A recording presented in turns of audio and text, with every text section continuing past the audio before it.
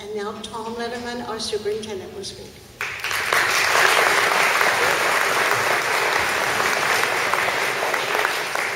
Thanks, Jane. It really is a great day today. You know, 10 years ago, there weren't very many buildings around the city of Richmond where you could really go and see anything restored as part of the park. There was an idea of what the park would be like.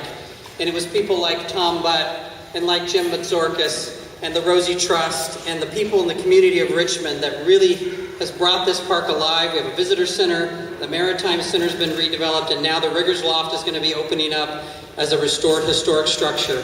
And again, I think Jane highlighted the contributions of people on the home front supporting all the veterans that were over fighting the war. And I think it was an effort by everyone in this country to come together, and I think this park helps to celebrate not just the people who were fighting the war, but also the people who were staying home and supporting their efforts overseas. And these buildings, this is just another one of the buildings that's going to help us to tell that story.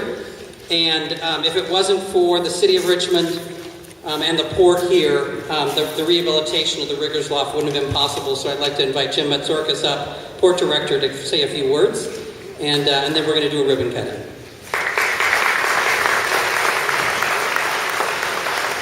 Well, ladies and gentlemen, it's my pleasure and my honor to introduce the Port Director for the City of Richmond, none other than Mr. Jim Matzorkis, who's going to take care of the ribbon cutting ceremony. Jim.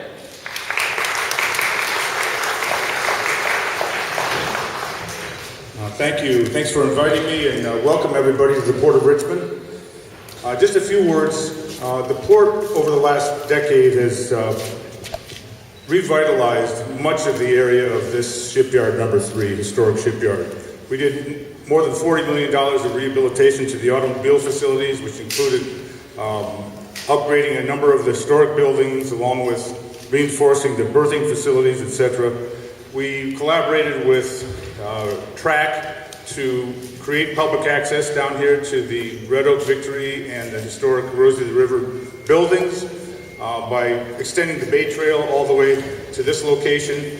And there's now a new section of the Bay Trail being constructed that will connect Seacliff and Brickyard Cove to this loop trail that you drove around. That's all great news.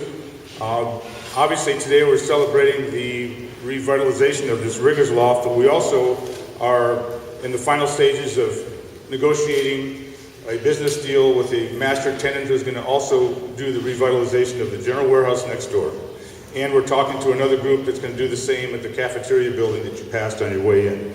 So it's part of our overall plan to not only turn this port into a modern functional port as that $40 million of investment represents, but also to restore and reutilize the historic buildings so that we can bring the past and the present and the future together here at the port. So I'd like to quickly acknowledge a few people that are going to help me do the ribbon cutting for the opening of the reopening of the Riggers Loft, and that is our Contra Costa County Board of Supervisor John Joya and Richmond City Council member J.L. Myrick and John Z. from the Richmond Museum Association. Again, happy Veterans Day to everybody, and thanks for coming.